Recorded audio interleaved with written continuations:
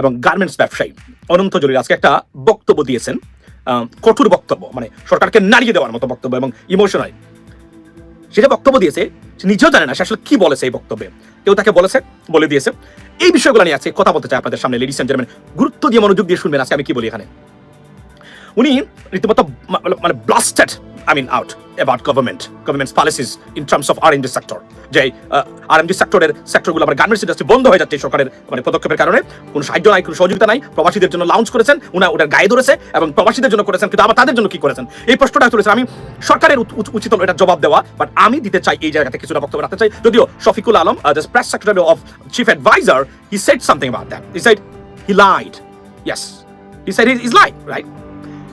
জলিল এই আরএমজি না, মানে অনন্ত জলিল একজন, বললাম না যে হাস্যকর একজন নায়ক। মানে উনি যে ব্যক্তি, সে নিচে জানে না যে সে নায়ক নয়। দেখেন আপনি, তার নামের আগে দিন নায়ক অনন্ত জলিল, আর কারো আগে দিয়ে কিন্তু নায়ক নাই। ইউ নো আই মিন, তার উনার নামের আগে মানে আগ দিয়ে মানে পূর্বে উনি নায়ক অনন্ত জলিল ব্যবহার করে থাকেন সাধারণত। উনি নায়ক। সবচেয়ে হাস্যকর ব্যাপার হলো উনি নিজে জানে না যে উনি নায়ক নয়। এটা হচ্ছে সবচেয়ে হাস্যকর ব্যাপার। এবং এই চলচ্চিত্র ইন্ডাস্ট্রিতে সবচেয়ে হাস্যকর, এবং আমি যদি বলি যে একজন মানুষ যার আপনার এই যে নিজেও জানে না যে তাকে নিয়ে মানুষ কতটা ট্রল করে। আমি অনন্ত জলিলকে নিয়ে পজিটিভ কোনো আলোচনা কখনো কোথাও শুনি নাই। এবং সে একজন নায়ক, তার ড্যান্স দেখলে মৃত মানুষ উঠে দৌড়ায়, অভিনয় দেখলেও। অথচ উনি একজন নায়ক, এবং নিজেকে সালমান খান থেকে শুরু করে পৃথিবীর অন্যতম যারা আছেন, টম ক্রুজের সাথে সাথে দেখলাম তার স্ত্রী তাকে আপনার এই মানে কম্পেয়ার করতেছেন এই জায়গাতে বসে। আচ্ছা, আস্তে হিরো আলম। আচ্ছা, আমি আসছি আজকে কি বলেছে দেখেন, বক্তব্য দেখেন। তার বক্তব্যগুলো শুনেন, শোনার পরে যেহেতু প্রবাসী নিয়ে কাজ করি এবং প্রবাসীদেরকে এখানে ছুটা করা হয়েছে, therefore I am here to talk about that. And ladies and gentlemen, তার ক্লিপটা বাজে, তো সে বলছে লোন পায় না, সে লোন দেওয়া হয় নাই, বেতন কিভাবে দেবে সে চিন্তা করে পাচ্ছে না। বক্তব্যটাতে আসছি আমি, শুনেন মনোযোগ দিয়ে তার বক্তব্যগুলো। যারা জয়েন করলেন, welcome to this live ladies and gentleman, and don't forget to support channel news Bangla by the way. তার বক্তব্যগুলো শুনেন আপনি, মানে তার দুঃসাহস এবং কথাবার্তার স্টাইল দেখে বোঝা যাচ্ছে গার্মেন্টস ইন্ডাস্ট্রির যত সমস্যার মূল এই সরকার, প্রিভিয়াস সরকার ছিল। আপনারা জানেন যে বাংলাদেশের অর্থনৈতিক বা ব্যাংকিং সেক্টরে লুটপাটের অন্যতম খাত গার্মেন্ট ইন্ডাস্ট্রি। এই গার্মেন্টস ইন্ডাস্ট্রি হচ্ছে অন্যতম। গার্মেন্টস করা হয় বাংলাদেশের মানুষের লোন, ব্যাংকের টাকা আমানত থেকে লোন নিয়ে সবকিছু করে, আবার এলসি করলে তাও লোন নিয়ে। এই হলো গার্মেন্টস সেক্টর, এবং বন্ধ হচ্ছে। কেন বন্ধ হচ্ছে আমি এই প্রশ্নটাতে আসতেছি, এবং আমি আপনাদেরকে কিছু ক্লিপ দেখাবো, লাইভ ভিডিও। অনন্ত জলিল দিনে দুপুরে রাষ্ট্রের সব মিডিয়ার সামনে কিভাবে মিথ্যাচার করে গেল, কোনো আইডিয়া নাই। রেমিটেন্স কাকে বলে, ফ্লো অফ রেমিটেন্স কাকে বলে, কোথা থেকে আসে, কত পার্সেন্ট কোন জায়গা থেকে আসে, সে বাংলাদেশের জাতিকে লেকচার দিচ্ছে। এই জন্যই আমি আজকে আমার এই সাবজেক্টটা নিয়েছি। Ladies and gentleman, take a look at it. What did he say? উপদেষ্টার কাছে শুনেন, এবং যত উপদেষ্টা আছেন তাদের কাছে, আপনারা আমাদের জন্য কি করেছেন? যারা 84 মাননীয় প্রধান উপদেষ্টার কাছে এবং যত উপদেষ্টা আছেন তাদের কাছে, আপনারা আমাদের জন্য কি করেছেন? যারা 84% রেমিটেন্স আনে বাংলাদেশে, তাদের জন্য আপনারা যেমন মিথ্যাচার কিভাবে করলো। 84% রেমিটেন্স আনে গার্মেন্টস ইন্ডাস্ট্রি বলেছে সে। 84%। Take a look at it. Make sure that you guys take a note about it, okay? Garments industry সচল রাখার জন্য কি করেছেন? আমরা সবাই আশা করেছিলাম যে ঈদের সময় অ্যাটলিস্ট একটা বেতন ব্যাংকে লোন দেওয়া হবে। দেখছেন সমস্যাটা কোন জায়গায় মনে আছে? লোন পায় নাই, বেতন দিতে পারে নাই, বিকজ লোন পায় নাই। মনে রাখবেন এই পয়েন্টগুলো, মনে রাখবেন, কিন্তু মনে রাখবেন আমি কিন্তু এই পয়েন্টগুলোর জন্যই এখানে আমার আশা। লোন পায় নাই বলে বেতন দিতে পারে নাই।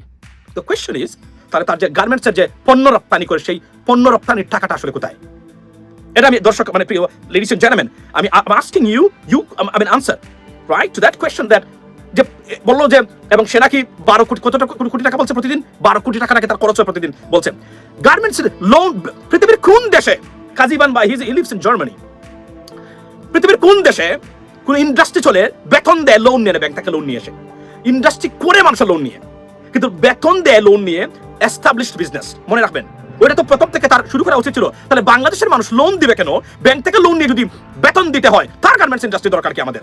This is my question to you ladies and gentleman. আমি আসছি, আরো আমার পয়েন্ট আছে, take a look at this. যে শ্রমিক ভাই বোনদেরকে আমরা কি করতে হবে দেখেন, মার্চ মাসে ফেব্রুয়ারির বেতন দিতে হবে, বোনাস দিতে হবে, আবার মার্চ মাসের 50% বেতন দিতে হবে। একটা গার্মেন্টস মালিক কোত্থেকে পাবে তিনটা জিনিস এক মাসে? এই আচ্ছা লেডিস এন্ড জেন্টলম্যান, কোত্থেকে পাবে? What do you mean by কোত্থেকে পাবে? তাহলে আপনি যে পণ্য সেল করেন, where is the money? Where is the money? মানে তার পয়সা কোথায়? মানে আপনি কোত্থেকে পাবেন? I don't know. You are the owner of this garment. You should know that where does this money come from, or the salaries come from.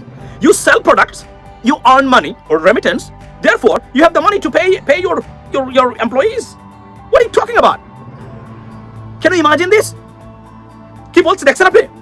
মানে সে জাতিকে জিজ্ঞেস করছে, সরকারকে জিজ্ঞেস করতেছে তোমার গার্মেন্টস আমার দরকার কি? এই ব্যাংক লুটপাট আজকে আমার পরিবারের 40 লক্ষ টাকার মতো আটকে, আমার পরিবারের 40 লক্ষ টাকা বর্তমানে ব্যাংকে আছে, মানে আটকানো। আর যেগুলো আছে কি হবে জানি না এই মতে, কারণ এই ব্যাংকটাই সরকারের অধীনে। আমি প্রতিবাদ করেছি, আপনি জানেন, মানে আরো অনেক প্রবাসীদের টাকা আছে যে আপনার টাকা তুলতে পারতেছে না। আইসিবি ইসলামী ব্যাংক, যেখানে যে ব্যাংকটা বর্তমানে সরকার নিয়ে নিয়েছে, কোনো ট্রানজাকশন হচ্ছে না বর্তমানে, যদিও ম্যানেজার বা তারা বলছেন যে টাকা যে কোনো সময় পাওয়া যাবে। বাট কালকে বাংলাদেশ ব্যাংকের একটা ইন্টারভিউ আছে, বাংলাদেশ ব্যাংকের গভর্নরের একটা ইন্টারভিউ আছে লন্ডন ভিত্তিক, আপনার এই 21 টেলিভিশন, সরি 71 টেলিভিশন দিবে তারা। সেটাতে আমার প্রশ্ন আমি অলরেডি পাঠিয়েছি এবং সাংবাদিক ভাই যিনি আছেন উনি জিজ্ঞেস করবেন এই প্রশ্নগুলা, যে সত্যিকার অর্থেই সে বলছে দেখেন তার বেতন দিতে পারতেছে না। একটা পৃথিবীর কোন দেশ আছে যে তার বেতন দেয় ব্যাংক থেকে লোন নিয়ে? Established business, he is a businessman right now, এবং years and more than a decade he is doing this business। এখন নাকি তার বেতন দিতে হবে, অথচ দেখেন তার 2 নম্বর এটা দেখেন আপনারা কি বলে, একটু শুনেন। দুটা জিনিস এক মাসে কোথায় পাবে একটা গার্মেন্টস মালিক? এটা পাবে যে আপনি যে পণ্য বিক্রি করতেছেন বর্তমানে, পণ্য বিক্রির যে টাকাটা, এটা কি আসে নাই? আপনি বলতে পারেন, আপনি এটা বলতে চান যে আমি টাকা পাই নাই? আপনি একজন 12 বছরের অধিক, মানে কয়েক দশক ধরে আপনি বিজনেস করতেছেন, তাহলে টাকাটা কোথায় আপনার? আপনি যে ব্যবসা করেন বা পণ্য বিক্রি করেন, where is your money? 84%, এটা 84% না। আমি আসছি এগুলো নিয়ে 5-6 বছর ধরে প্রবাসীদেরকে নিয়ে যখন কথা বলি, এই বিষয়গুলো আমরা প্রতিদিন কথা বলি, এই কথাগুলো। এর জন্য আমি আসছি, আমার লেগেছে, আমি এই বিষয়টাগুলো ক্লিয়ার করতে চাই আপনাদের সামনে। আরো শুনেন তার বক্তব্যটা। যারা 84% রেমিটেন্সে বাংলাদেশের অর্থনীতির টাকা সচল রাখে, তাদের জন্য কি করেছে? এবং তার মিথ্যাচার দেখেন। মোট জিডিপির only 13% provided by RMG industry, 13%, not even 15%। মোট জিডিপি, আপনি জানেন জিডিপি কাকে বলে, রাইট? মোট জিডিপির 13 to 14% directly contributed by RMG sector। তাহলে দেশের অর্থনীতির বৃহৎ ইভেন 50% না, অর্থাৎ only like 13% is according to the data of 2022-2023। সেখানে বলা হচ্ছে মোট contribution to the GDP of the RMG sector 14% highest, it started from 13%, right? 2023 সে বলছে মোট, মানে দেশের অর্থনীতি কিভাবে, দেশের অর্থনীতি শুধুমাত্র গার্মেন্টস ইন্ডাস্ট্রির উপর ডিপেন্ড করে না mister Jalil. You are naive and foolish and nonsense, মূর্খ কোথাকার। এবং আপনি দেখেন তারপরে বলছে কি, তারপরে শুনেন, তারপরে তার বক্তব্যটা শুনেন। গার্মেন্টস মালিকেরা মুখ চুপ বোঝে, মুখটা চুপ থেকে কি করতেছে, গার্মেন্টস গুলো আরএমজি গুলো বন্ধ করে চলে যাচ্ছে। আচ্ছা, গার্মেন্টস গুলো বন্ধ হচ্ছে কেন? মুখ বুঝে বন্ধ করে যাচ্ছে কেন, রাইট? মানে গার্মেন্টস ইন্ডাস্ট্রি যে আপনার যে বন্ধ হয়ে যাচ্ছে কেন, এটা আমাকে বলেন আপনি। বন্ধ হচ্ছে কেন? বন্ধ হবে, বন্ধ কেন হবে? যেখানে মানে পোশাক রপ্তানি বেড়েছে গত এই বছর জানুয়ারির যে রিপোর্টটা, যুক্তরাষ্ট্রে alone in the United states বেড়েছে 46%।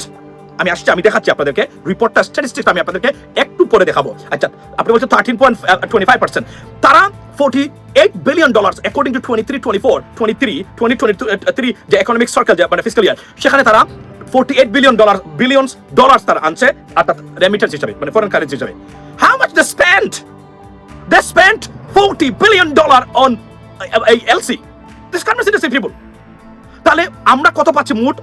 আমি আবার বলছি কত পাচ্ছি, অর্থাৎ $2 to $3 billion সারপ্লাস, অর্থাৎ আমরা মাত্র is being going to be added to the economy। On top of it, মোট টাকা পাচারের 85% টাকা পাচার হয় গার্মেন্টস ইন্ডাস্ট্রির মালিক দিয়ে।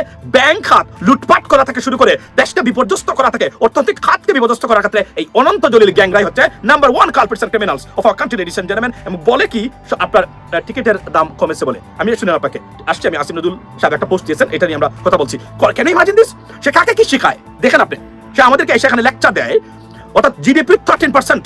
তাহলে মোট জিডিপি, অর্থাৎ ধরেন $100 যদি আমরা $100 যদি আমাদের দেশের অর্থনীতির আকার হয়, আমি বললাম, তাহলে 13 টাকা দেয় তারা, $13 মাত্র দেয় গার্মেন্টস ইন্ডাস্ট্রি মালিক টু দ্য ইকোনমি। এন্ড মোট যে আমরা যে গার্মেন্টস ইন্ডাস্ট্রি, আমরা যে মোট যে রেমিটেন্স আসে আপনার, আর প্রবাসীরা কত $26 billion। And how much we spend, মানে এক্সপেন্স কতটুকু প্রবাসীদের? $27 বা $26 billion আনতে? Zero, ladies and gentleman, zero. অর্থাৎ মোট যে রেমিটেন্স বা রিজার্ভ যেগুলো আমাদের আছে, মোট রিজার্ভের অলমোস্ট 90% যোগানদাতা ডাইরেক্টলি ইনডাইরেক্টলি আমাদের প্রবাসীরা বা এক্সপেন্সার্স যারা আছেন তারা। আর মিথ্যাচার কিভাবে করে এসে সবার সামনে আপনি দেখলেন, আপনারা শুনেন, তারপরে শুনেন। চিন্তা করেছেন যে আপনারা যে ইন্ডাস্ট্রিগুলো বন্ধ করে, এবং বলে রাখি, দেখেন ইন্ডাস্ট্রি বন্ধের কারণগুলো কি জানেন? কারণগুলো হলো লুটপাট যে ব্যাংক থেকে করে, অর্থাৎ তারা প্রতি মাসে লোন নিয়ে বেতন দেয়। প্রথমে লোন দিল, নিয়ে ইন্ডাস্ট্রি করলো, গেল একটা। এলসি করলো, কাঁচামালের জন্য আনলো, গেল একটা। ব্যাংকিং টাকা, সব কিন্তু ব্যাংকের টাকা, আপনার আমার টাকা কিন্তু প্রবাসীদের টাকা, এই প্রবাসীদের রেমিটেন্সের টাকা কিন্তু। আপনি শুনেন মনোযোগ দিয়া। তারপরে করলো কি, এখন বেতন দিবে, সেটাও নাকি ব্যাংক থেকে লোন নিয়ে মানে দিতে হবে। তাহলে এই ইন্ডাস্ট্রির আমার দরকার কি? এটা যে দীর্ঘমেয়াদী বা প্রলংড বা লং টার্ম এটা যে ইফেক্ট আছে, এটা কি সে জানে? এটা কতটা মারাত্মক একটা ডেঞ্জারাস কারবার, একটা অর্থনীতির ক্র্যাক সৃষ্টি করা এবং এটাকে দুর্বল করে দেওয়া। কারণ প্রতিদিন তারা লোন নিচ্ছে এবং তারা ঋণ খেলাপি হচ্ছে, ঋণ পুনঃতফসিল তারা করতেছে। আবার এই দুর্নীতিবাজরা, গার্মেন্টস ইন্ডাস্ট্রির এই লুটপাটকারী ছুর বাটপাররাই কিন্তু বাংলাদেশের টাকা পাচার যে $15 বিলিয়ন যে প্রতি বছর যে পাচার হয়েছে, তাহলে মূল হোতাকে তো এই অনন্ত জলিল গ্যাংরা। তাকে জিজ্ঞেস করেন আপনি বেতন দিতে লোন আনতে লোন নিতে হবে কেন ব্যাংক থেকে? ওয়াই? এটা এই প্রশ্ন তাকে জিজ্ঞেস করেন। সে অন্য ব্যাংক মানে গার্মেন্টস বন্ধ কেন বন্ধ যাচ্ছে? বর্তমান যে সরকার তারা এই সেক্টরের দুর্নীতি অপব্যবহার সব লুটপাট বন্ধ করেছেন এবং 16 বছরে ব্যাংকের ছাতার মতো মানে গজিয়ে ওঠা গার্মেন্টস ইন্ডাস্ট্রি যারা ব্যাংক থেকে লোন নিয়েছেন, লোন নিয়ে লুটপাট করে এই যে ব্যাংকগুলো বর্তমানে দেউলিয়া হয়ে গেছে, সব টাকা তো এরা নিছে, এখন তো এরা দিচ্ছে না, এখন বন্ধ। তাহলে টাকাটা যে নিল তারা, এই টাকাটা কোথায়? টাকা নিয়ে যে ব্যবসা করলো, বিদেশে টাকা আপনার পণ্য রপ্তানি করলো, ইদার পণ্য রপ্তানি করে নাই, অর্থাৎ ব্যাংক থেকে লোন নিয়ে এই কাজটা করছে। এটা অর্থনৈতিক দীর্ঘমেয়াদী অর্থনীতির জন্য ভয়ঙ্কর অবস্থা, যে কারণে বাংলাদেশের অর্থনীতি was about to collapse under last government. এবং এই জলিল রায় হলো তার মূল কালপ্রিট এবং এই জলিল রায় এটার জন্য সম্পূর্ণ দায়ী। তারপরে শুনুন তার বক্তব্য। যাচ্ছেন এই দেশের অর্থনীতির অবস্থা কি হবে?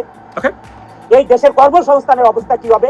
এই শ্রমিক লেবার, এই কথাটা একটু ভালো বলেছে যে কর্মসংস্থান, ইয়েস, লক্ষ লক্ষ মানে আমাদের বোনেরা মানে নারী শ্রমিকরা, গার্মেন্টস শ্রমিকরা তারা এই সেক্টরে কাজ করে, ইয়েস, এটা ইম্প্যাক্টেড হবে। কিন্তু এর কারণে মানে আপনি যদি বর্তকে দিয়ে ব্যাংক লোন দিয়ে গার্মেন্টস বাঁচিয়ে রেখে এদেরকে আপনি কর্মসংস্থানের ব্যবস্থা সৃষ্টি করে দিতে হয়, it's a dangerous move by the government.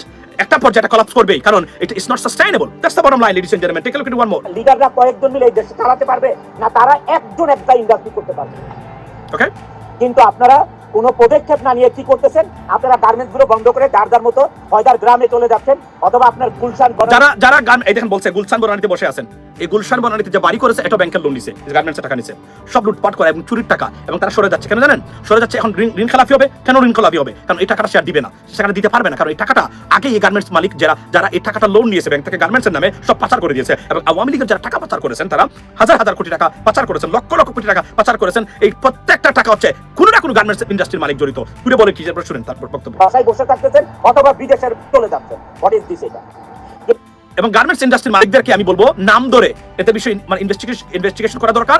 কোন গার্মেন্টস ইন্ডাস্ট্রির মালিকের কত কি সম্পদ আছে বিদেশে। এবং এখানে বলি সলিড কিছু গার্মেন্টস মালিক অবশ্যই আছেন যারা বিদেশে রপ্তানি করে থাকেন, সত্যিকার অর্থে যারা আপনার এই কাজগুলো করে থাকেন, yes there are, but vast majority ফটকাবাজ গার্মেন্টস ইন্ডাস্ট্রির মালিক। এবং সেবার আমাদের জন্য কি করেছেন মনে আছে? করোনার সময় 78,000 কোটি টাকা এরা প্রণোদনা নিয়েছিল।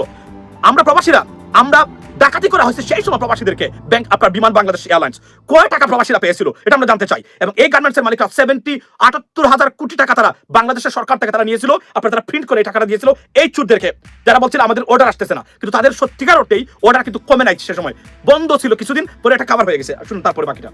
আমি অনন্ত জলিল এটা না করে আজকে আমি প্রতিবাদ জানাচ্ছি যে না, বাংলাদেশে এই আরএমজি সেক্টর থাকতে হবে, না হলে এই দেশ চলার মতন কোনো ব্যবস্থা নাই, কোনো ধরনের ব্যবস্থা নাই।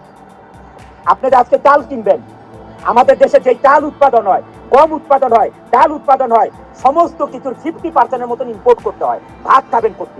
আচ্ছা, জীবনের সব আয়োজন বুঝলেন তো? জলিল না থাকলে আপনি বাঁচাতে পারবেন না। মানে জলিল এমন একটা পর্যায়ে চলেছে, অনন্ত জলিল। মানে দেখেন আজকে তার চেহারাটা দেখেন, তার চেহারা হলো সে লোন পায় নাই, অর্থাৎ বেতন দেওয়ার চেষ্টা করেছিল লোন দিয়ে। এই যে কঠোর নীতি সরকারের, যে কঠোর নীতির কারণে এখন $22 বিলিয়ন আমাদের রিজার্ভ আছে। এতটুকু লুটপাট করার পরেও মানে এফডিআই বা ফরেন ডাইরেক্ট ইনভেস্টমেন্ট বাংলাদেশে ওই পর্যায়ে আসতে না, যেহেতু ইন্টারিম গভর্নমেন্ট এখন কোনো কিছু স্টেবল হয় নাই। এরপরও আমরা কলাপস করি নাই, অর্থাৎ তারা বলছেন। এবং তারা 62,000 কোটি টাকার মতো শুধুমাত্র লোন দিয়েছেন বিদেশি, যেগুলো লোন পেত বাংলাদেশের বিভিন্ন সংস্থা বা দেশ বাংলাদেশের কাছে মানে টাকা পেত, এগুলো তারা পরিশোধ করতেছেন। এবং সে আসছে লোন নিয়ে ব্যাংকগুলোকে আবারও দেউলিয়া করার জন্য। অর্থাৎ আমার প্রশ্ন হলো, তুমি তোমার শ্রমিকের বেতন দিতে পারো না, তুমি গার্মেন্টস ইন্ডাস্ট্রি পরিচালনা করে লোন নিয়ে বেতন দিতে হয়। How long you can survive like that? এবং তাহলে এতদিন আপনি কি করলেন? আপনি 12 কোটি টাকা প্রতি লোন দিতেন, বলছেন আপনি বেতন দিতেন আপনার কর্মচারীদেরকে, তাহলে যে আপনি যে এক্সপোর্ট করলেন, ওয়্যার ইজ দ্য মানি? জিজ্ঞেস করেন তাকে, এখন এটা জিজ্ঞেস করার দরকার আছে। দেখেন সে কিভাবে আসছে, ক্ষুব্ধ হয়ে বন্ধ হয়ে যাচ্ছে গার্মেন্টস ইন্ডাস্ট্রি। তারা 6 মাসের ভিতরে বন্ধ হয়ে যাচ্ছে কেন? আসতেছে না, মানে অর্ডার কি আসতেছে না? Take a look at that. আমি আপনাদেরকে এখন দেখাই অর্ডার আসতেছে কিনা, এটা আমি আপনাদেরকে দেখাতে চাই লেডিস এন্ড জেন্টলম্যান। এর বাটপারিটা আমি আপনাদেরকে আজকে মানে আমি দড়িয়ে দিই আপনাদেরকে কিভাবে garments industry flourishing right now, flourishing despite of having all of these problems right now. Take a look at that. আমি আপনাদেরকে এটা দেখানোর জন্যই মূলত, আচ্ছা কোথায় গেল?